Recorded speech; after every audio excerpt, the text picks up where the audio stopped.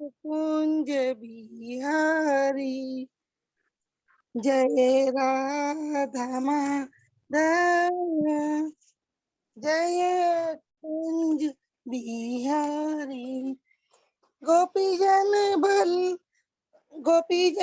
बल्लभ जय गिरिवर धारी जय गिरिवर धारी यशोदानंदन ब्रज जन रंजन यशोदानंद ब्रज जन रंजन यमुना तीर बनचारी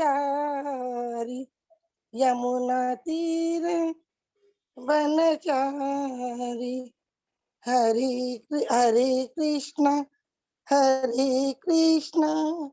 कृष्णा कृष्णा हरे हरे हरे राम राम राम हरे हरे हरे कृष्णा कृष्णा कृष्णा हरे हरे हरे राम राम राम हरे हरे गोविंद बोलो हरि गोपाल बोलो गोविंद बोलो हरि गोपाल बोलो राधा रमन हरि गोविंद बोलो राधा रमन हरि गोविंद बोलो जय राधा माधव राधे जय राधा दामोदर राधे जय राधा मदन मोहन राधे जय राधा गोपीनाथ राधे जय राधा गोविंद राधे जय राधा केशव राधे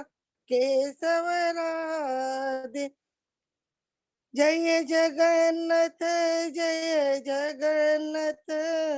बलदेवा जय सुभद्रा जय पंचतत्व जय पंचतत्व जय जय गौर निताई गौर निताई जय गौर निताई जय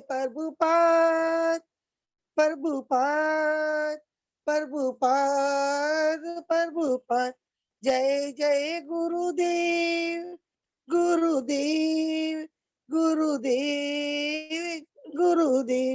निताई गौर हरि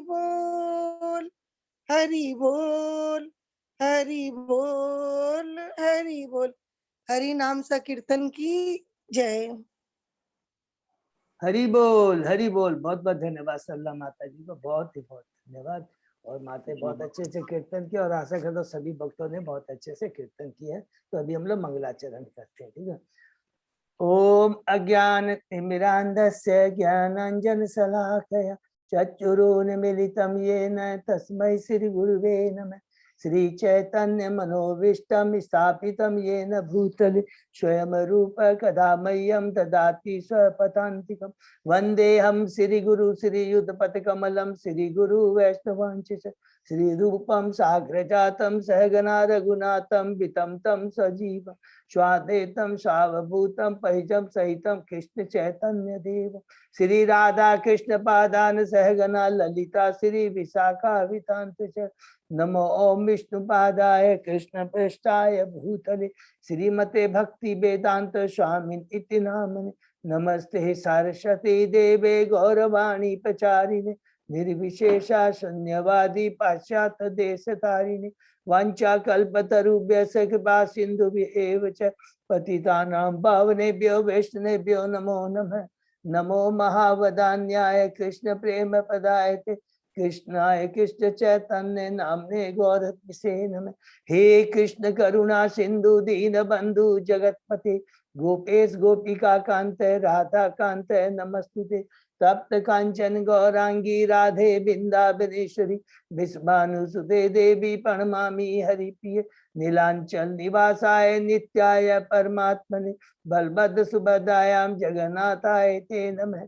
जय श्री कृष्ण चैतन्य प्रभु नित्यानंद श्री अद्वैत गदाधर श्रीवासादि गौर भक्त बिंद। मुखम करोति वाचालम पंगु लंगे गिरिम यत्कृपातम हम वंदे श्री गुरु मदीनतारिणम परमानंद माधवम श्री चैतन्य ईश्वरम। हरे कृष्णा कृष्ण कृष्ण हरे हरे हरे राम राम राम। श्री श्री मंगलाचरण की जय। शिला प्रभुपाद की जय। हरे कृष्णा। आज के दंडवत प्रणाम प्रभु जी। प्रणाम माता जी। हेमलता माता जी। आज के श्रीमद् भागवतम अध्ययन में कक्षा चर्चा में मैं सभी भक्तों का हार्दिक अभिनंदन स्वागत करता हूं और सभी भक्तों के चरणों में अपना धन्यवाद प्रवाह करता हूं। हम बहुत ही भाग्यशाली हैं। भगवान श्री कृष्ण गुरु आचार्य साधु और भक्तों की कृपा से गत कई दिनों से श्रीमद् भागवतम का अध्ययन कर रहे हैं हम लोग। अभी हम लोग कैंटे 2 के लास्ट जो चैप्टर 10वां अध्याय के अंतिम पड़ाव में है, जिसका शीर्षक है कि भागवतम सभी प्रश्नों का उत्तर है। उसके पहले हम लोगों ने 9 अध्याय कंप्लीट किए, जिसका हम संक्षिप्त हम लोग चर्चा एक बार दोहराएंगे बड़ी सी। सर्वप्रथम पहला अध्याय है ईश अनुभूति का शुभ आरंभ, जिसके अंदर में सुखदेव गोस्वामी जी परीक्षित महाराज के जो 2 प्रश्न थे जो कि 19वें अध्याय में कैंटो 1 के में पूछे गए थे, उसका उत्तर देते हैं कि मनुष्य का इस जगत में जो आता है उसका क्या कर्तव्य है और मृत्यु के समय से क्या करना चाहिए। उसके उत्तर में सुखदेव गोस्वामी जी कहते हैं कि भगवान की भक्ति ही करनी चाहिए। श्रवण कीर्तन और स्मरण, स्पेशली बोला श्रवण कीर्तन और स्मरण। और जिन लोगों को अभी भगवान के साकार रूप पर विश्वास नहीं है, उनको भगवान के विराट रूप का ध्यान करना चाहिए। और दूसरे अध्याय में हम प्रवेश करते हैं जिसमें है हृदय में भगवान, जिसके अंदर में सुखदेव गोस्वामी जी कहते हैं कि धीरे धीरे भक्ति करने से बाद विराट रूप का जो ऑब्जेक्ट जो रहता है, ध्यान का ऑब्जेक्ट रहता है, उससे हट कर करके परमात्मा का ध्यान करना चाहिए जो हृदय में विराजमान है। और उसके बाद में कहते हैं अभी भी जिनकी भौतिक आसक्ति खत्म नहीं है, उन्हें क्या करना चाहिए, क्रम मुक्ति का मार्ग अपनाना चाहिए, जिसमें जीव अलग अलग लोगों, उच्च लोक ब्रह्म लोक तक जा सकता है, अष्ट सिद्धि प्राप्त कर सकता है। लेकिन ये सब क्या है, भौतिक है।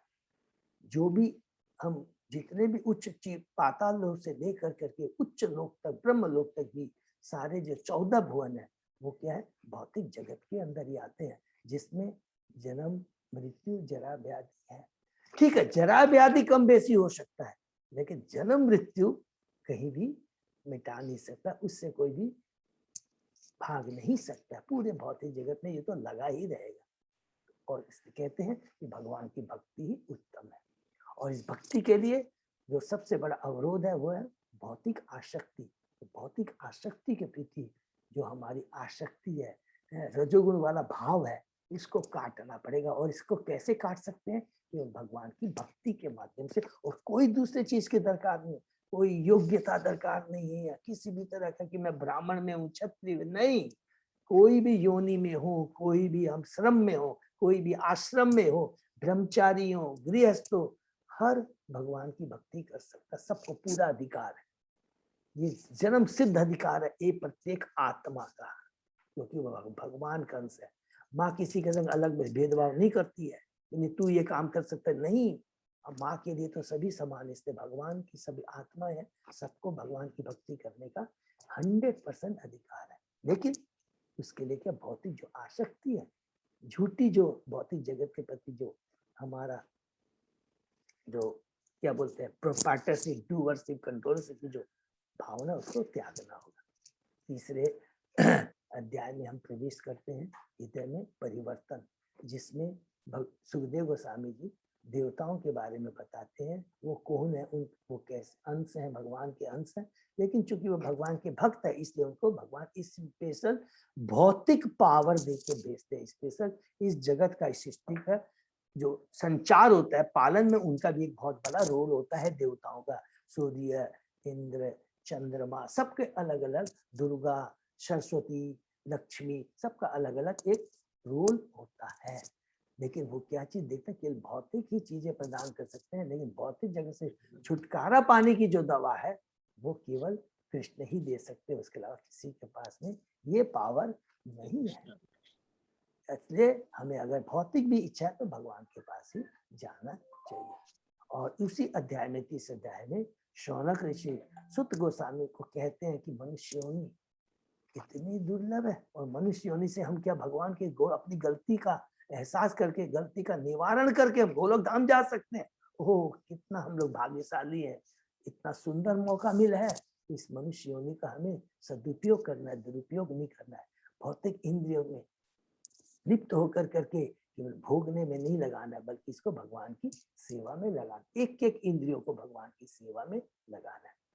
और इस प्रकार तीनों अध्याय में जो 2 प्रश्न का उत्तर कहते हैं कि भगवान की भक्ति सर्वोत्तम है, यही जीवन का लक्ष्य है, कह करके 4थे अध्याय में प्रवेश करते हैं, जिसमें सुखदेव परीक्षित महाराज सुखदेव गोस्वामी से सृष्टि चक्र के बारे में पूछते हैं। सुखदेव गोस्वामी जी बहुत प्रसन्न हो जाते हैं और उस प्रश्न का उत्तर देने के पहले भगवान का ग्लोरिफिकेशन करते हैं, और ग्लोरिफिकेशन करने के बाद में कहते हैं, हे परीक्षित, इस प्रश्न का उत्तर मैं तुमको ब्रह्मा जी और नारद के बीच में जो संवाद हुआ था उसके माध्यम से मैं तुम्हें दूंगा। और बहुत सुंदर ग्लोरिफिकेशन करते हैं, तुम श्रेयपति हो, तुम यज्ञपति हो, तुम यदिपति हो, तुम ध्यानपति हो, तुम लोकपति हो, तुम परम गति हो। और जो कुछ भी इस भौतिक जगत में हे परमात्मा, हे कृष्ण है, उस आपका ही दिया हुआ है और आपकी सेवा के ही निमित्त है, हमारी इंद्रिय तृप्ति के लिए नहीं है। अगर इंद्रिय तृप्ति का मतलब है भौतिक बंधन में और ज्यादा से ज्यादा फंसना। और इसके बाद में 5वें अध्याय में प्रवेश करते हैं, सर्व कारण कारण, जिसमें भगवान ब्रह्मा जी नारद जी के जो प्रश्न है, जो 6 प्रश्न है, उसका उत्तर देते हैं। प्रश्न का उत्तर देने के पहले जो भ्रम है उसको दूर करते हैं कि हे नारद, तूने कहा कि मैं मकड़ी के जाल की तरह हूँ, ऐसा नहीं है, ये भ्रम है। और यही भगवान की लीला, यही भगवान की जो है माया शक्ति है, यही इसी तरह बड़े बड़े मुनियों को, योगियों को भी भ्रमित करती रहती है। मैं स्वयं भ्रमित हो गया था, 9वें अध्याय में हमने पढ़ा है, मैं वास्तव में नहीं हूँ, असली तो सृष्टिकर्ता, पालन करता, संहार करता तो कोई और है। और फिर कहते हैं तुमने जो 6 प्रश्न किए हैं, यत रूपम, यत अधिष्ठातम, यत सृष्टिम, यत संसतम, यत परम और तत्तत्वतम, ये 6 प्रश्नों का उत्तर मैं एक एक करके तुमको दूंगा। तो 5वें अध्याय में ब्रह्मा जी 4 प्रश्नों का उत्तर देते हैं, यत रूपम, यत अधिष्ठातम, यत सृष्टिम और यत परम। और उसके अंदर में सृष्टि के बारे में बहुत डिटेल में हमने पढ़ा। और उसी अध्याय में बहुत इंपॉर्टेंट है, ब्रह्मा जी जब कह रहे थे कि मैं तो सृष्टि करता, पालन संहार करता नहीं हूँ, वो तो परम कृष्ण है, परमेश्वर है, और जीव में परमेश्वर में क्या अंतर है, उसका बहुत सुंदर हम लोगों ने ब्रह्मा जी के मुखारबिंद से सुना। और उसके बाद में सृष्टि के बारे में डिटेल में बताने के बाद में हम लोग 6वें अध्याय में प्रवेश करते हैं, जिसके अंदर बैलेंस बचे 2 प्रश्न हैं, तत्व तत्वतम और यत संस्थतम, माने डिस्ट्रक्शन, और जो इंग्रेडिएंट्स भौतिक जगत में कहाँ से आते हैं उसके बारे में डिटेल में हम पढ़ते हैं।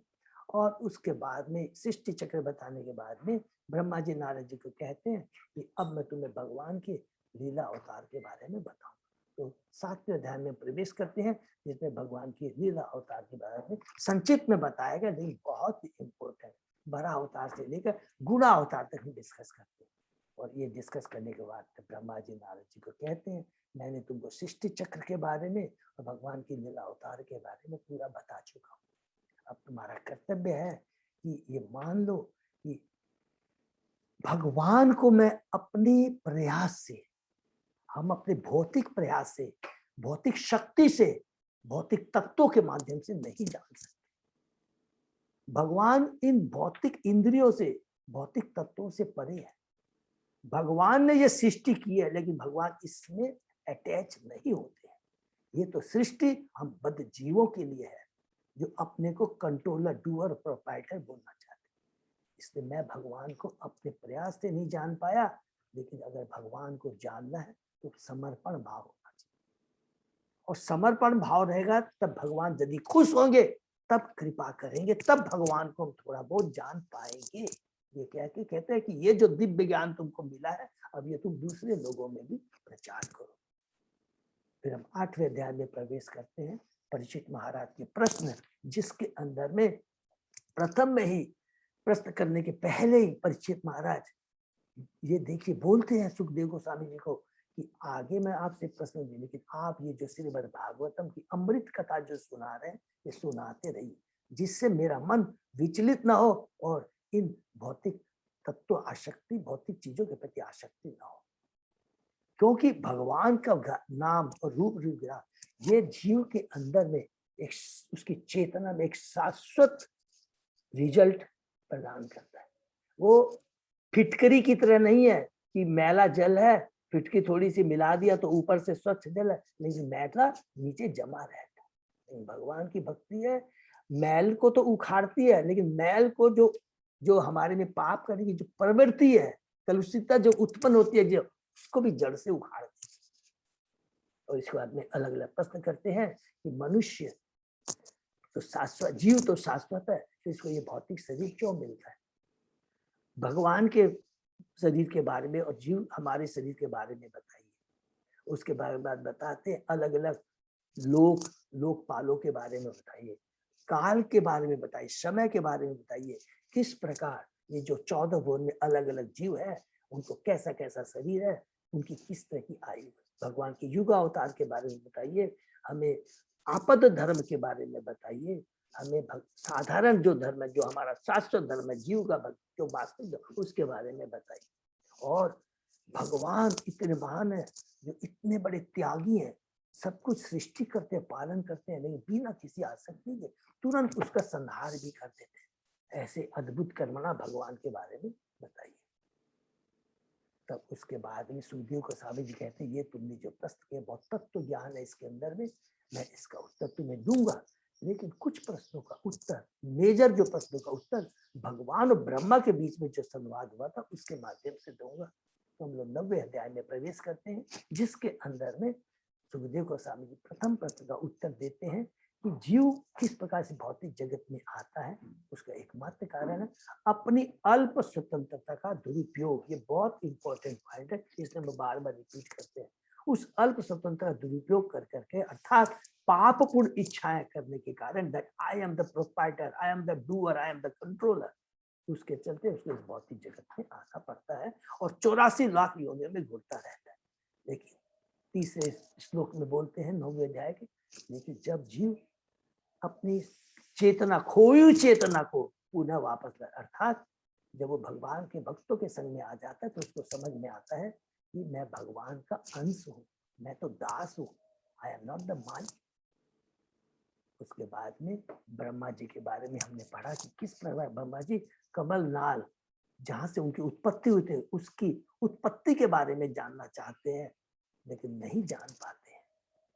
और जब परेशान हो जाते हैं तो वो भगवान का ध्यान करते हैं, तो उनको तप वर्ड सुनाई देता है, और इसका मतलब समझ जाते हैं भगवान ने मुझे तपस्या करने के लिए कहा है। तो 1000 दिव्य देवताओं के दिव्य वर्षों तक वो तपस्या करते हैं। भगवान विष्णु प्रसन्न हो जाते हैं और ब्रह्मा जी को दर्शन देते हैं, उनके धाम का दर्शन, वैकुंठ धाम का दर्शन कराते हैं, वहां के वासियों का दर्शन कराते हैं, और उनके जो वासी है वहां के, इस प्रकार भगवान की नित्य दर्शन करते हैं।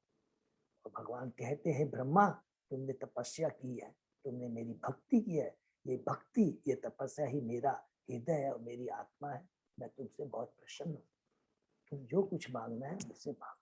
ब्रह्मा जी भगवान को नमस्कार करते हैं, कहते हैं आप तो परम नियंता हैं, परमेश्वर के रूप में प्रत्येक अणु में आप विराजमान हैं, मुझे आपके भौतिक शरीर और आध्यात्मिक शरीर के बारे में बताइए, आपकी शक्तियों के बारे में बताइए, और आप किस प्रकार इन शक्तियों से आप व्यवहार करते हैं, how do you handle with this your energies, उसके बारे में बताइए। और लास्ट कहते हैं वो रिक्वेस्ट करते हैं कि आपने जो मुझे सृष्टि करने के लिए कहा है, ये करते करते मैं बिविल्डर नहीं हो जाऊं, मैं भ्रमित नहीं हो जाऊं, अपने को मैं डूअर नहीं समझ जाऊं, मेरे में घमंड नहीं आ जाए।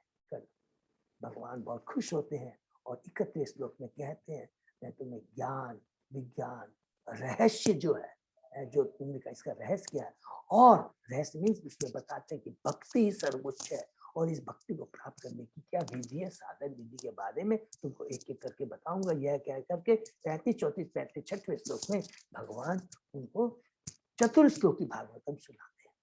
और उसके बाद में भगवान वहां से अंतर्धान हो जाते हैं और ब्रह्मा जी भगवान के आदेश के अनुसार अपना कर्तव्य करना शुरू करते हैं, सृष्टि करना आरंभ करते हैं। उसके पहले उन्होंने कर्म कांड, ज्ञान कांड, उपासना कर्म कांड किसको दिया, दक्ष को दिया। ज्ञान कांड दिया चतुष्कुमारों को दिया, जो कि ब्रह्मा जी के सीनियर पुत्र है प्रथम, और वो ब्रह्मा जी नारद जी से भी बड़े हैं।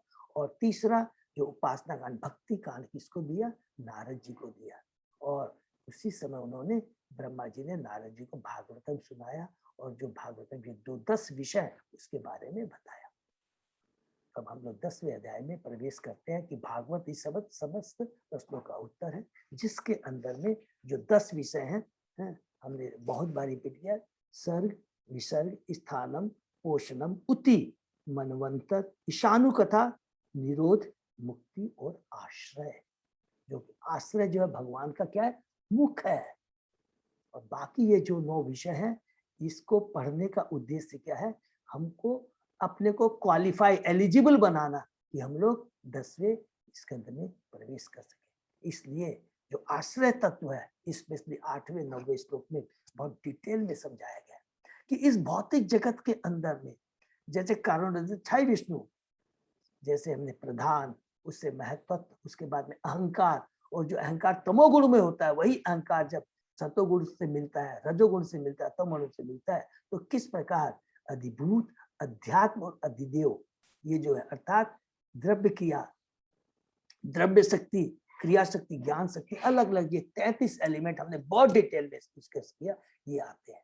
और ये सब एक दूसरे के ऊपर निर्भर करते हैं। इवन जो सेंस देवता है, उनका कोई महत्व नहीं है अगर बाकी जो अधिदेव और अधिभूत नहीं है, तो एक दूसरे पर निर्भर करता है। लेकिन ये तीनों का कोई महत्व नहीं यदि आत्मा नहीं है शरीर में। और ये आत्मा किसके ऊपर निर्भर है, परमात्मा। तो परम आश्रय कौन है, परमेश्वर, वही आश्रय तत्व को इसने किया। उसके बाद में हम लोग ने डिटेल में नारायण के बारे में बताया कि नारायण कौन है, गर्भोदक्षाई विष्णु के बारे में पढ़ा। और उसके बाद में जो विराट रूप का किस प्रकार अलग अलग स्टेप बाइज हमने पढ़ा कि विराट रूप के द्वारा विचलित होते पर किस प्रकार जीव प्राण से भूख प्यास को उत्पन्न किया। उसके बाद में मुख, जीभ, अलग अलग जो इंद्रियां हैं, भौतिक ज्ञान दे दिया, इसके बारे में हमने डिटेल में डिस्कस किया। इसमें पूरा डिस्कस करने के बाद में ये 17 श्लोक से लेकर पूरे 31 श्लोक में हमने ये चीज डिस्कस किया। और उसके बाद में बताते हैं कि इस भौतिक जगत के, जिसके विराट रूप के बारे में जो डिस्कस किया है, इसके ऊपर एक और जगत है, आध्यात्मिक जगत है, जो अत्यंत सूक्ष्म है और सूक्ष्म से भी सूक्ष्मतर है। न तो इसका कोई आदि है, न मध्य है, न अंत है। यह वाणी अथवा चिंतन की सीमाओं के बाहर है और भौतिक भोग से भिन्न है। अर्थात हम अपनी भौतिक इंद्रियों से, अपनी भौतिक ज्ञान से, भौतिक शक्ति के माध्यम से हम भगवान को, भगवान के धाम के बारे में नहीं, वो बहुत दूर है। उसके बाद में हमने बहुत इंपॉर्टेंट पढ़ा क्या, जो भगवान के जो भक्त होते हैं, उनको इस विराट रूप भगवान का ये जो दोनों है, ग्रॉस शरीर और उससे कोई लेना देना नहीं है, उसमें उनको कोई इंटरेस्ट नहीं रहता। ये कर करके सर्ग के बारे में यहाँ समाप्त करते हैं। और उसके बाद में 37वें श्लोक से विसर्ग के बारे में हम लोग संक्षेप से सुनते हैं कि किस 37 से 40 श्लोक में कि ब्रह्मा जी ने किस प्रकार ये 14 भुवन जो गर्भोदक्षाई विष्णु क्रिएट करते हैं, उसमें किस प्रकार देवताओं को, मनुष्य को, पक्षियों को, गंधर्व, राक्षस, शूर, असुर, सबको किस प्रकार उनके कर्मों के, उनकी चेतना के अनुसार है, उनको अलग अलग लोकों में स्थापित करते हैं। उसके बाद में हमने पढ़ा, कल जो पढ़ा 3 गुणों के बारे में, कि प्रकृति के जो 3 गुण हैं, रजोगुण, सतोगुण, तमोगुण के अनुसार विभिन्न प्रकार के जीव को शरीर मिलता है। जो देवता, मनुष्य अर्थात उच्च लोक में जो सतोगुणी होते हैं उनको उच्च लोक में देवताओं का वो मिलता है, और जो रजोगुणी बहुत ज्यादा होता है तो अभी हम जहाँ रह रहे हैं भूलोक में मिलता है, लेकिन जो तमोगुणी होता है उनको नीचे की योनि मिलते हैं। इस पर भगवान सृष्टि करके उसके बाद में विभिन्न अवतारों में प्रकट होकर लीला करते हैं जो दिव्य होती है। और वो लीला बहुत सुंदर हमने कल पढ़ा कि भगवान कभी मत्स्य अवतार में, कभी शुक्र अवतार में, कभी नरसिंह अवतार में, तो कभी कभी रामचंद्र मनुष्य अवतार, अलग अलग रूपों में प्रकट होकर कर करके दिव्य लीलाएं करते हैं। लेकिन उनकी जो लीलाएं होती है वो मानवीय नहीं होती है, हमारी जैसी नहीं होती है। लेकिन अवजानन्ति माम मूढ़ा, लेकिन जो मूर्ख लोग होते हैं जिनको ज्ञान नहीं है वो भगवान को साधारण मनुष्य मान लेते हैं। और उसके बाद में हमने कहा कि भगवान इस प्रकार लीला करते हैं और उसके बाद में रुद्र रूप में माने शिव के रूप में संपूर्ण सृष्टि का वो संहार कर देते हैं। तो प्रभुपाद जी कहते हैं कि भौतिक जगत के परे एक और जगत है जहां जन्म, मृत्यु, जरा, व्याधि नहीं है, जिसका हम लोग ने कई बार डिटेल में डिस्कस किया है। लास्ट जो हमने श्लोक पढ़ा था ये बहुत ही इंपॉर्टेंट है।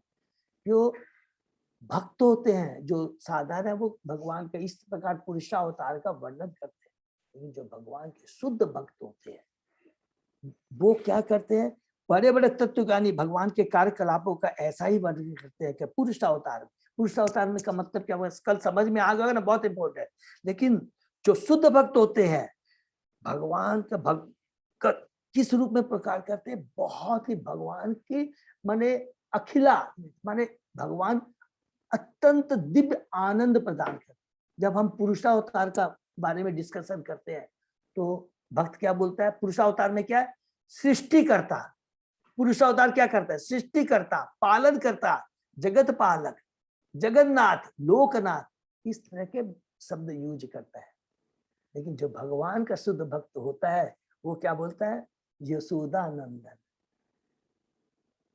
भगवान के अलग अलग धाम के बारे में बताता है, यशोदा नंदन, नंद नंदन, जो बड़े गौ को चराते हैं, गोस्वामी, अलग अलग वृंदावन के बारे में बताता हूँ। ये जो वृंदावन के जो नाम है ये शाश्वत है, बहुत ध्यान से सुने। और भगवान इसी नाम से जानने में बहुत खुशी करते हैं। अगर हम भगवान को बोलते हैं जगत पालक, कृपालु, संहार का, जगत हरता, पालन हरता, अलग अलग इस नामों से, क्योंकि ये किससे संबंधित है, ये भौतिक जगत से संबंधित है।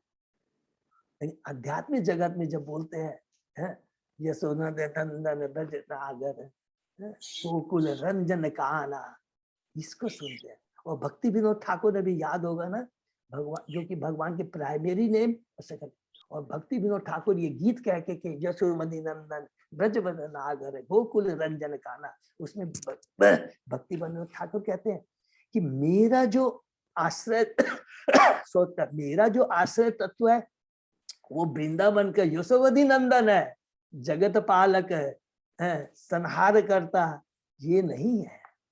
तो भगवान का शुद्ध भक्त उसको ध्यान करता है।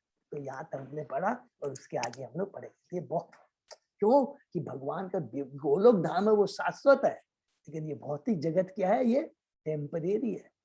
तो इसमें इंटरेस्ट किसका होता है, जो नियोफाइड होते हैं। कहते हैं ना कि शुरू में जिसको गोलोक धाम के बारे में नहीं मालूम, लेकिन जब भगवान की सृष्टि के बारे में धीरे धीरे धीरे सुनते हैं, उनका प्यूरिफिकेशन होता है। होते होते फिर वो भगवान के प्रेम लीलाओं के बारे में सुनने में ज्यादा इंटरेस्टेड होते हैं। ठीक है, तो यहाँ तक हमने पढ़ा था, उसके आगे आज हम लोग सुनते हैं। ठीक है ना। ओम नमो भगवते वासुदेवाय, ओम नमो भगवते वासुदेवाय, ओम नमो भगवते वासुदेवाय। नारायण नमस्कृत्य नरं चैव नरोत्तमं देवी सरस्वती व्यासं ततो जयं उदीरयेत्। नष्ट प्रायेषु अभद्रेषु नित्यं भागवत सेवया भगवती उत्तम श्लोके भक्ति भवति नष्ट की। आराधयो भगवान ब्रजे सतनय ततधाम वृंदावनम रमया काचित उपासना व्रजवधु वर्गेण्य कल्पिता। श्रीमद् भागवतम प्रमाणम अमलम प्रेमा पुमर्थो महा श्री चैतन्य महाप्रभो मतम तत् आदरो न पर। हरे कृष्ण कृष्ण कृष्ण हरे हरे हरे राम राम राम हरे हरे। हरे कृष्णा। तो अजय प्रभु ये 45 करेक्ट है ना? 45 होगा। शुरू करते हैं अध्याय 10 श्लोक नंबर 45। न न अस्य कर्मणि जन्मादो परस्य अनुविधीयते कर्तृत्व प्रति छेद अर्थम मायया आरोपितम ही ततः। भौतिक जगत की सृष्टि तथा संहार के लिए भगवान के द्वारा किसी प्रकार का प्रत्यक्ष कौशल नहीं किया जाता। उनके प्रत्यक्ष हस्तक्षेप के विषय में वेदों में जो कुछ वर्णित है वह केवल इस विचार के निषेध के लिए है कि भौतिक प्रकृति ही सृष्टा। हरि बोल। देखिए बहुत पावरफुल यह बात यहाँ पे लिखा है इस श्लोक के अंदर।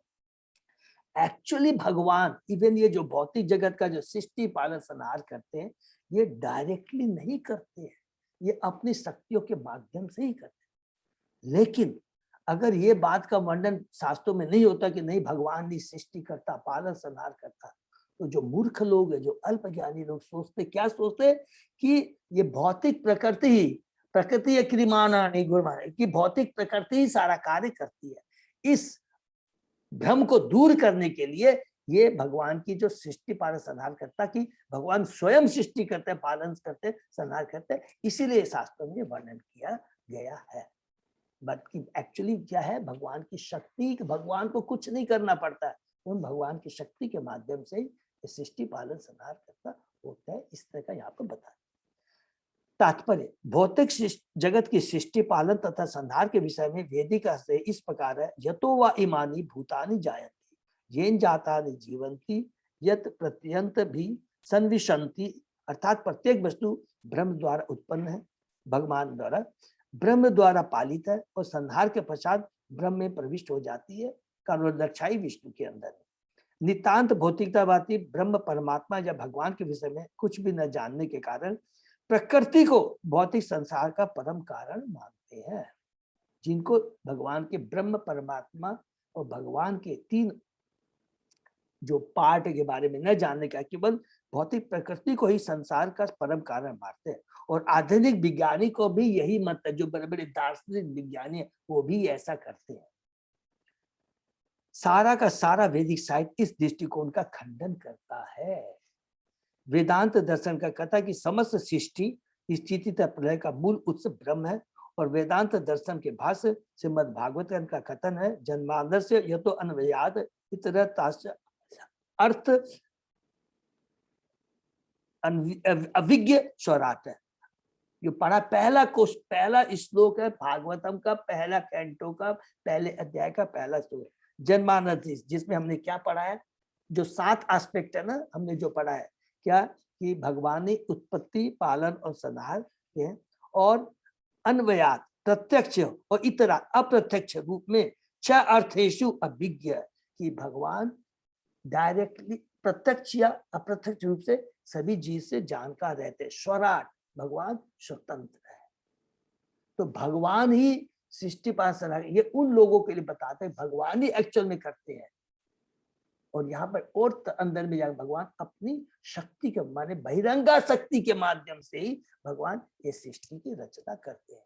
लेकिन जो लोग कहते कि नहीं भगवान नहीं करते हैं, प्रकृति करती है, ये सब बेकार बात है। ये उनका मूर्खता, अल्प ज्ञान है। जड़ पदार्थ में निसंदेह क्रिया करने की शक्ति निहित होती है, किंतु इसमें कोई स्वतः प्रेरणा नहीं। एक एक चीज का हमने डिस्कस किया था। जड़ पदार्थ में जल, अग्नि, ताप कुछ भी ले लीजिए, जल में स्वाद है भगवान के चलते है, अग्नि में ताप है भगवान के चलते है। अतः श्रीमद् भागवत जन्मादर्श श्रुति की टीका यह कहते हुए करता है कि अभिज्ञ तथा स्वराट अर्थात परम ब्रह्म जड़ पदार्थ नहीं है। अपितु परम चेतन और स्वतंत्र है। भगवान क्या है? सचेतन है, जड़ नहीं है। जड़ चीजों में भगवान जा करके उसमें गुण पैदा करते हैं, और उसके बिना नहीं तो उसका कोई अस्तित्व नहीं है, और स्वतंत्र है। भगवान क्या है? विराट। विराट मीन स्वराट मीन स्वतंत्र। अतः भौतिक जगत की सृष्टि स्थिति तथा संहार का परम कारण जड़ पदार्थ नहीं हो सकता। हरि बोल। ऊपर से प्रकृति ही सृष्टि स्थिति तथा संहार का कारतूप जान पड़ती है, किंतु यह प्रकृति परम चेतन भगवान द्वारा सृष्टि के लिए प्रेरित होती है। वही समस्त सृष्टि पालन संहार का मूला आधार है। और इसकी पुष्टि भगवद गीता में बहुत इंपॉर्टेंट श्लोक है, 9वें अध्याय के 10वें श्लोक में भी, मया अध्यक्षन प्रकृति श्रूयते सचराचरम हेतु नानेन कौन्तेय जगत अपरिवर्तते। भगवान की शक्तियों में से प्रकृति एक है। कौन सी है? अपरा शक्ति है भगवान की प्रकृति, और वह भगवान के आदेश से ही कार्य कर सकती है। जब भगवान प्रकृति पर अपनी दिव्य दृष्टि फेरते हैं तभी वह कार्य कर सकती है। जिस प्रकार पिता के संसर्ग से ही माता गर्भ धारण करती है, यद्यपि अज्ञानी को लगता है कि माता पुत्र को जन्म देती है, किंतु अनुभवी व्यक्ति जानता है कि पिता ही पुत्र का जन्मदाता है। अतः भौतिक प्रकृति परम पिता के संपर्क में आने पर ही जड़ तथा चेतन पदार्थों को जन्म देती है। तो प्रकृति माता है, स्त्रीलिंग है। प्रकृति शरीर प्रदान करती है, माता शरीर प्रदान करती है। बीज स्थापन करने वाला पुरुष पिता है, जो कि हम लोग गीता के 14वें अध्याय में भी भगवान कहते हैं, अहम बीज पिता। अतः भौतिक प्रति परम पिता के संपर्क में आने पर ही जड़ तथा चेतन पदार्थों को जन्म देती है, स्वतंत्र रूप से नहीं। प्रकृति को ही सृष्टि पालन तथा संहार का कारण मानना अजागलस्तम तर्क कहलाता है। श्री कृष्णदास कविराज गोस्वामी ने श्री चैतन्य चरितामृत में अजागलस्तम तर्क की व्याख्या इस प्रकार की है। इसका उल्लेख कृष्ण पाद श्री मूर्ति श्रीमद भक्ति सिद्धांत सरस्वती गोस्वामी महाराज ने किया। प्रकृति भौतिक कारण के रूप में प्रधान कहलाती है और सक्षम कारण के रूप में माया कहलाती है, किंतु चूंकि यह जड़ पदार्थ, प्रकृति जड़ पदार्थ है, यह अतः यह सृष्टि का परोक्ष कारण नहीं है। यह प्रकृति, कविराज गोस्वामी इसे इस प्रकार कहते हैं, अतएव कृष्ण मूल जगत कारण प्रकृति कारण ये चे अजगा गलस्तम। ये बहुत माने फेमस वो है कि जो बकरी का जो वो रहता है ना, जैसा कि ये थन है जिससे दूध निकलता है, लेकिन वास्तव में वो उससे दूध नहीं निकलता है। चूंकि कांडोदक्षाई विष्णु श्री कृष्ण के अंश हैं, अतः वे ही पदार्थ को गतिशील होने के लिए विद्युत प्रदान करते हैं। अर्थात जो एक्चुअली पावर हाउस कौन है? कांडोदक्षाई विष्णु है। विद्युत प्रदान करने का उदाहरण उपयुक्त है। लोहे का टुकड़ा अवश्य अग्नि नहीं है, किंतु जब इसे तपाकर लाल कर दिया जाता है तो इसमें जलाने की क्षमता के कारण अग्नि का गुण आ जाता है। पदार्थ की तुलना लोहे के खंड से की जा सकती है, और यह विष्णु की परम चेतना की चितवन से या युक्ति से विद्युत में या लाल अंगारा हो जाता है। ऐसे विद्युतीकरण से ही विभिन्न कार्य कांडों में पदार्थ की शक्ति परिलक्षित हो। अतः जड़ पदार्थ न तो सक्षम है न दृश्य जगत का कारण है। अर्थात जो जड़ पदार्थ है, इसकी न तो सृष्टि अपने आप हुई है, अपना कारण है जो भी है, और इसके अंदर में जो कार्य करने की शक्ति, जो गुण सिंपली बोलेंगे गुण है, वो भी अपने आप नहीं है, वो भगवान से ही आते हैं। ये बहुत इंपॉर्टेंट यहाँ पर बात यहाँ पर कहते हैं। तो यहाँ पर भागवतम का श्लोक के बारे में बताते हैं, यथा उल्मुकात विस्फुलिंगात धूमात वा अपीश्वर संभवात अपि आत्मत्वेन अभिमतात यथा अग्नि पृथक उल्मुकात। हरि बोल। मूल अग्नि, इसकी लपेट ज्वाला, इसकी चिंगारी यथा धूप। देखिए बहुत इंपॉर्टेंट एग्जाम्पल है, सभी एक है। देखिए जो अग्नि भी है, अग्नि से ही लपट आती है, उसी से चिंगारी आती है और उसी से धुआं भी आता है। क्योंकि अग्नि अग्नि होकर भी लपट से भिन्न है, लेकिन अग्नि क्या है? लपट है, चिंगारी है और धुआं है। वो वास्तव में जिससे आता है वो अलग अलग है। अचिंत भेदाभेद, यहाँ पर भी बोलेंगे अचिंत भेदाभेद, क्योंकि अग्नि अग्नि होकर भी लपट से भिन्न है, लपट चिंगारी से और चिंगारी धुएं से भिन्न है। इन सब में अग्नि की सत्ता विद्यमान है, तो भी वे पृथक पृथक है, अर्थात देवता अग्नि के इन तीनों का कोई अस्तित्व नहीं है। लौ, चिंगारी और धुआं, इनका कोई अस्तित्व नहीं है, अर्थात भगवान के बिना इसका कोई अस्तित्व नहीं है। दृश्य जगत धुएं के समान है, क्योंकि जब धुआं आकाश में चला जाता है वह अनेक रूप धारण करता है, जो अनेक ज्ञात अज्ञात रूपों में मिलता जुलता। चिंगारियां जीवों के तुल्य है और लपटे प्रकृति प्रधान के समान। माने जीव, प्रकृति, जो कुछ भी है, सब कुछ है, वो क्या है, असली अग्नि से, माने भगवान से ही आया है, कारणोदक्षाई विष्णु से। मनुष्य को यह जान लेना चाहिए कि इनमें से प्रत्येक अपना प्रभाव इसलिए दिखाती है क्योंकि उन्हें मूल अग्नि के गुण की शक्ति प्राप्त। हरि बोल। तो ये सारी चीजें भगवान से, पुरुषावतार को बोल देंगे उससे ही है। गर्भोदय परमात्मा के रूप में हमने पढ़ा था, एक एक अणु में जाकर कर करके उनमें गुण अर्जित करते हैं, स्थापित करते हैं, अदरवाइज कोई चीज का महत्व नहीं है। अतः ये सभी प्रकृति, दृश्य जगत तथा जीव, ईश्वर, अग्नि की विभिन्न शक्तियां हैं। अतः जो लोग प्रकृति को दृश्य जगत का मूल कारण, साकेत अनुसार सृष्टि का मान बैठते हैं, वे अपने निष्कर्ष में सही नहीं है। भगवान के बिना प्रकृति का पृथक अस्तित्व नहीं रहता। अतः परमेश्वर को समझ कारणों का कारण न बताना ही जागत रस्तन न्याय का तर्क है। भले ही बकरी के, ये जो लास्ट में बताया यहाँ पर भी, भले ही बकरी के गलस्तन दुग्धमय लगे कि थन की इससे दूध निकलेगा, किंतु उनमें दूध निकालने के लिए प्रयास करना मूर्खता है। तो यहाँ पर बहुत सुंदर ढंग से प्रभुपाद जी स्टेब्लिश यही करते हैं कि जो कुछ भी है इस भौतिक जगत में, सृष्टि है, भगवान के बिना नहीं हो सकता। और सृष्टि में जो भी कार्य करने हैं, जो दिखता ये कार्य करती है, वो भगवान के द्वारा ही होता है। इंडिपेंडेंटली उनका कोई अपना अस्तित्व नहीं है। नेक्स्ट, अयम तु ब्रह्मण कल्प सविकल्प उद्राहित विधि सादरो यत्र सर्गा प्राकृत व्यकृता। यहाँ संक्षेप में वर्णित सृष्टि तथा संहार का यह प्रक्रम ब्रह्मा के एक दिन के लिए विधि विधान स्वरूप है। यही महत सृष्टि माने कारणोदय की भी विधि है, जिसमें प्रकृति तीतर भीतर रहती है। तो यहाँ पर माने सर्ग और विसर्ग का समराइज कर रहे हैं, जो बता रहे हैं कि पहला जो कार्य है सर्ग का कार्य है, कारणोदक्षाई विष्णु करते हैं, अर्थात ब्रह्मा की उत्पत्ति के पहले सर्ग का काम होता है, और विसर्ग का काम जब ब्रह्मा जी उत्पन्न होते हैं उसके बाद में होता है। और वो दो पार्ट में, सबको मालूम, ब्रह्मा का एक दिन है जिसको कल्प कहते हैं, और जब ब्रह्मा जी पूरे 100 साल के बाद में जब उनकी मृत्यु।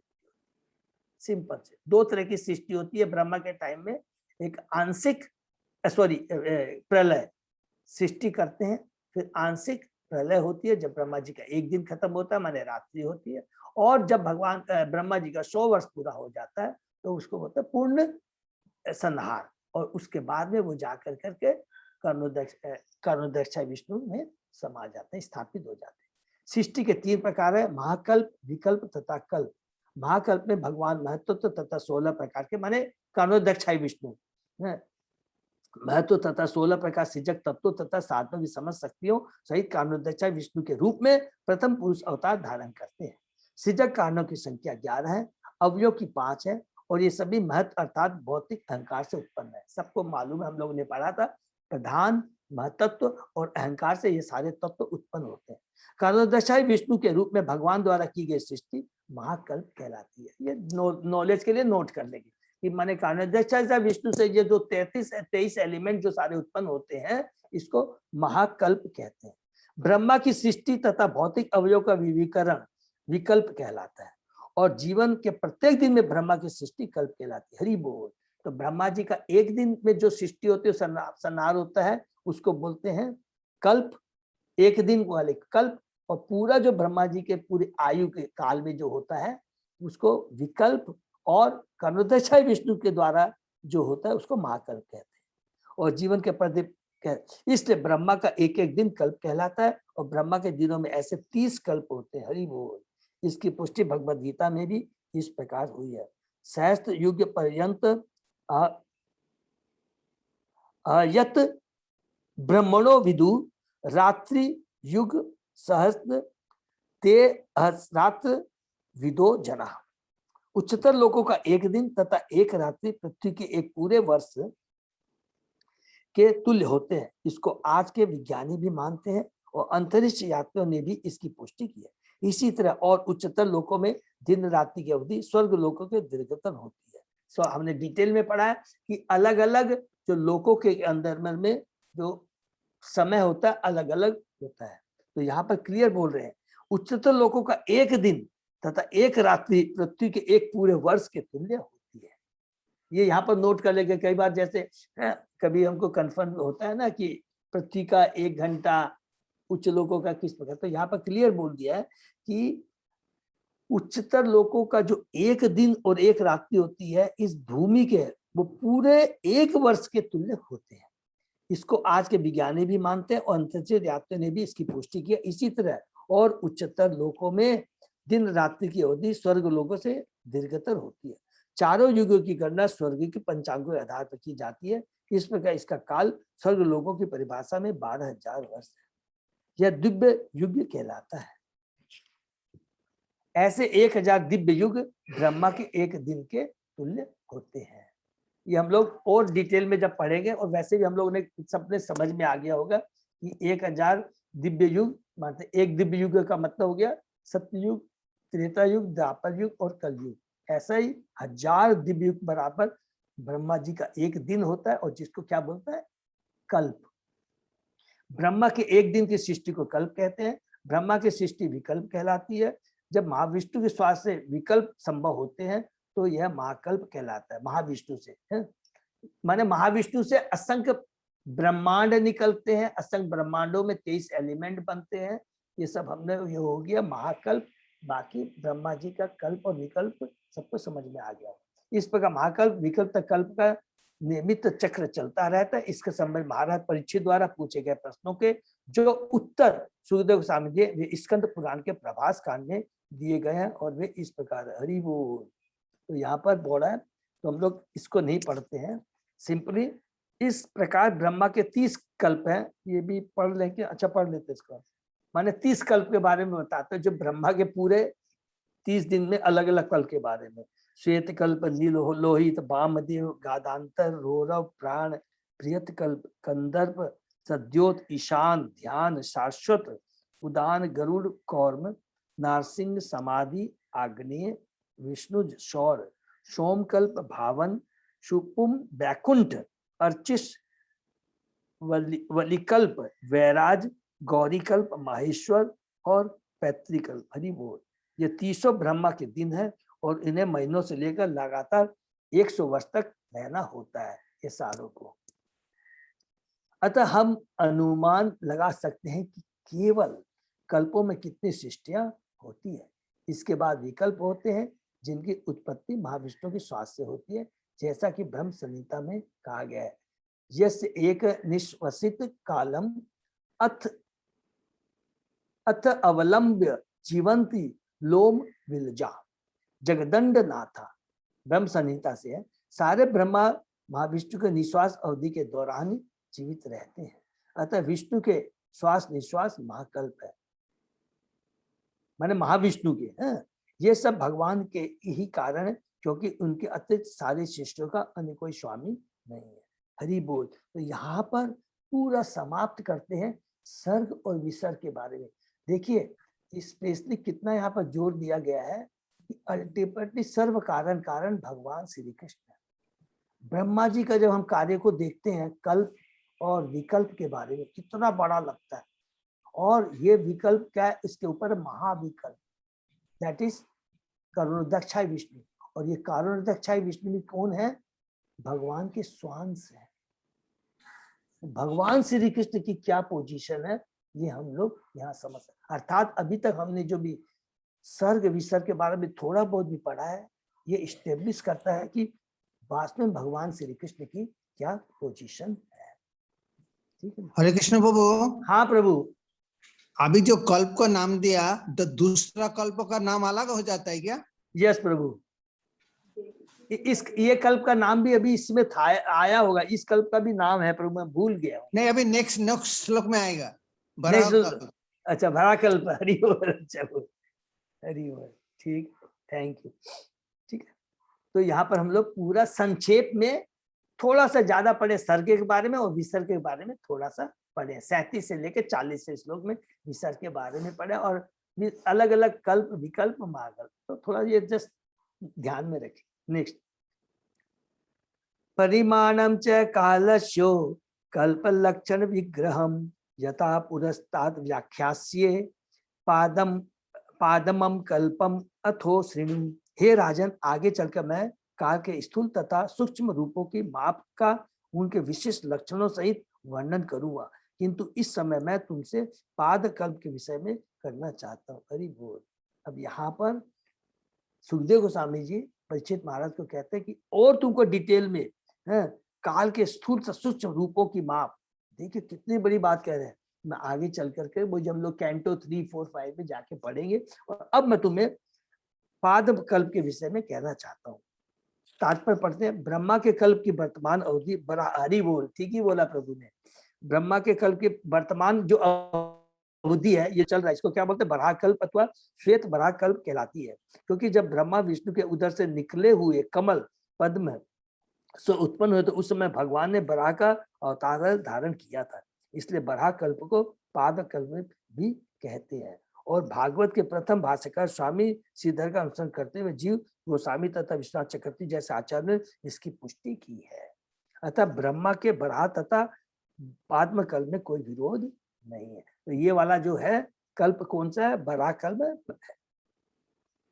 शौनक वाच है यत आहन भवान छता भागवत उत्तम चचार तीर्थानि भुव त्यक्त्वा बंधुन सुदुष्यत त्यजान। सृष्टि के विषय में ये सब सुनने के बाद शौनक ऋषि ने सुत गोस्वामी से विदुर के विषय में पूछा, क्योंकि सुत गोस्वामी ने पहले ही उन्हें बता रखा था कि विदुर ने किस प्रकार अपने दुरस्तज्य परिजनों को छोड़कर गृह त्याग किया था। शौनक आदि ऋषि विदुर के विषय में जानने के लिए अत्यंत उत्सुक थे, जिसकी भेंट जगत के 30 स्थलों की यात्रा करते समय मैत्र ऋषि से हो। हरि बोल। तो यहाँ पर अब देखिए थोड़ा टर्न ले रहा है। इसका मतलब वह थर्ड कैंटो से, याद है हम लोगों को कैंटो 1 के 13वें अध्याय में, यस 13वें अध्याय में धृतराष्ट्र का देह त्याग, उसमें हमने पढ़ा है ना कि विदुर जब तीर्थ माने कुरुक्षेत्र का युग होने के बाद, माने वो धीरे में पढ़ेंगे, जब किस प्रकार दुर्योधन ने उनको अपमानित किया था और उसके बाद में वो घर छोड़ करके हस्तिनापुर छोड़ के चले जाते हैं और पूरी यात्रा करने के बाद धर्म सारोग्य करने के बाद में पुनः वापस आते हैं और किस प्रकार वो धृतराष्ट्र का कल्याण करते हैं। कहते हैं कितना कड़वी बातें कहते हैं, सबको याद है ना। उसी चीज का यहाँ पर रेफरेंस दिया है और यहीं पर वो बता रहे हैं कि सुत गोस्वामी विदुर से के विषय में पूछा। ठीक है, तो और आगे नेक्स्ट श्लोक पढ़ते हैं। तो यही वही का रेफरेंस। तो याद रखिए कि 13वें अध्याय में हमने पढ़ा था ये चीज कैंटो 1 की। ठीक है ना। छतु कौशारवे तस्य संवादो अध्यात्म संस्कृतः यत्वा स भगवान तस्मै पृष्ठ तत्त्वम् उवाच ब्रूहि न हमसे तत् इदं सौम्य विदुरस्य विचेष्टितं बंधु त्याग निमित्तं च यथा एव आगतवान् पुनः। शौनक ऋषि ने कहा, आप हमें बताइए कि विदुर तथा मैत्रेय के बीच में कौन सी अध्यात्म चर्चा हुई। विदुर ने क्या पूछा और मैत्रेय ने क्या उत्तर दिया। कृपा करके हमें यह भी बताए कि विदुर ने अपने कुटुंबियों को क्यों छोड़ा था और मैं पुनः घर क्यों लौट के आए। तीर्थ स्थानों की यात्रा के समय उन्होंने जो कार्य किए उन्हें भी बतलाइए। हरि बोल। तो इसका मतलब हो गया थर्ड कैंटो में जब हम प्रवेश करेंगे तो यहाँ पर टर्न क्या लिया है कि अब सर्ग विसर्ग सब कुछ बारे में, पूरी भगवान के बारे में जो सुखदेव गोस्वामी ने परीक्षित महाराज के जितने भी प्रश्न थे, जो भी हम लोगों ने चैप्टर 8 के अंदर में जितने भी प्रश्न किए थे उसके उत्तर देने के बाद में, इस पर विसर्ग देने के बाद में, अब जो शौनक ऋषि हैं, जब उन्होंने सुत गोस्वामी से सुना था कि विदुर जी किस प्रकार वापस आकर करके और उनकी जो जब ड्यूरिंग वो अपनी यात्रा में गए थे, कुरुक्षेत्र के युद्ध समाप्त होने के बाद अपनी जब यात्रा में गए तो वो किससे मिले थे? इसका मतलब मैत्रेय मुनि से मिले थे। तो विदुर और मैत्र मुनि के बारे में क्या वार्तालाप उसके बारे में शौनक ऋषि पूछ रहे हैं सुत गोस्वामी से। ठीक है, तात्पर्य सुत गोस्वामी संसार के शिष्य संहार की कथाएं सुना रहे थे, किंतु ऐसा प्रतीत होता है कि शौनक आदि ऋषि अध्यात्म विषयों को जो भौतिक विषयों से ऊंचे स्तर पर है सुनने के लिए अधिक इच्छुक थे। हरि बोल। देखिए, इसको अंडरलाइन कर लेंगे बार, ये जो भगवान के शुद्ध भक्त होते हैं ये भगवान की सृष्टि पालन वाले में इंटरेस्टेड ज्यादा नहीं होते हैं, वो तो और इस उच्चतर जो बातें होते हैं उससे बारे में ज्यादा सुनने में इंटरेस्टेड है। तो भौतिक विषय से ऊंचे स्तर पर है सुनने के लिए अधिक इच्छुक थे। मनुष्य दो प्रकार के होते हैं, एक तो वे जो स्थूल देह तथा भौतिक संसार में अधिक लिप्त रहते हैं और दूसरे वे जो उच्च स्तर पर रहने के कारण दिव्य ज्ञान के प्रति अधिक उन्मुख होते हैं, और हमारा भी यही कर्तव्य है। श्रीमद् भागवत प्रत्येक व्यक्ति के लिए, चाहे वह भौतिकतावादी हो अथवा गुणातीतवादी अध्यात्मवादी हो, सुविधा प्रदान करने वाला, इसको भी अंडरलाइन कर लेंगे। अर्थात भागवतम सभी प्रश्नों का उत्तर है। यही शीर्षक इसीलिए है कि जो भगवान के साकार रूप पर विश्वास नहीं करते हैं, चलो कोई बात नहीं, विराट रूप का ध्यान करो। अलग अलग तुमको भौतिक जगत के बारे में जानना है, 14 भुवन के बारे में जानना है, चलो भागवतम को पढ़ो। अच्छा, इससे ऊपर जानना है तो भगवान की दिव्य लीलाओं के बारे में जानना है और आगे चलो। तो भागवतम सब प्रश्नों का उत्तर है, हर प्रकार के चेतना वाले जीवों के लिए है, मनुष्यों के लिए है। श्री भागवत प्रत्येक व्यक्ति के लिए, चाहे वह भौतिकतावादी हो अथवा गुणातीतवादी अध्यात्मवादी हो, सुविधा प्रदान करने वाला है। लोग भागवतम से भौतिक जगत में तथा दिव्य जगत में भगवान के महिमान्वित कार्यकलापों को सुनकर समान लाभ उठा सकते हैं। भौतिकतावादी भौतिक नियम उनकी कार्य विधि में अधिक रुचि रखते हैं। वे भौतिक चकाचौंध में आश्चर्य दिखते, कभी कभी इसी चकाचौंध में वे भगवान की महिमा को भूल जाते हैं। उन्हें यह जान लेना चाहिए कि सारे भौतिक कार्यकलाप तथा आश्चर्य भगवान द्वारा ही प्रेरित है। अद्भुत कर्मणा है भगवान की जो कार्य है अचिंत है, भौतिक चिंतन से परे है। उद्यान में गुलाब का फूल धीरे धीरे विकसित होकर रूप रंग ग्रहण करके सुंदर तथा सुरभित बनता है। वह किसी अंधाधुंध भौतिक नियम के अधीन पर होकर ऐसा नहीं करता। हरि बोल। यद्यपि प्रतीत ऐसा ही होता है, इस भौतिक जगत के नियम के पीछे परमेश्वर की पूर्ण चेतना का निर्देशन होता है। इसको अंडरलाइन कर लेंगे, इस भौतिक नियम के पीछे परमेश्वर की पूर्ण चेतना का निर्देशन होता है। एक एक फूल में कैसे सुगंध, किस तरह का आकार, अब सोचिए भगवान कितने महान है। एक मनुष्य एक गुलाब का फूल को ड्राइंग करेगा तो 4 बार गलती करेगा, मिटाएगा रबर से, तब वो फूल बन, और उस फूल को भगवान ने ऐसे करोड़ों अरबों तरह के रूप, फूल, फल, सब्जियां, क्या क्या चीज भगवान ने नहीं बनाया, अलग तरह के जीव, मनुष्य के चेहरे, अलग अलग तरह के पशु पक्षी, तो ये सब भगवान की अजतता में है, बट इनडायरेक्टली, याद रखिए। अन्यथा वस्तुएं इतना नियमित रूप धारण नहीं कर सकती। कलाकार संपूर्ण मनोयोग और कलात्मक अनुभूति से गुलाब का चित्र बनाता है, किंतु तो भी वह असली गुलाब की तरह पूर्ण नहीं होता। हरि बोल। यदि वह सत्य है तो हम यह किस तरह कह सकते हैं कि असली गुलाब के बिना बुद्धि से ऐसा सुंदर रूप प्राप्त किया। अल्पज्ञता के कारण ही इस निष्कर्ष पर पहुंचा जाता है।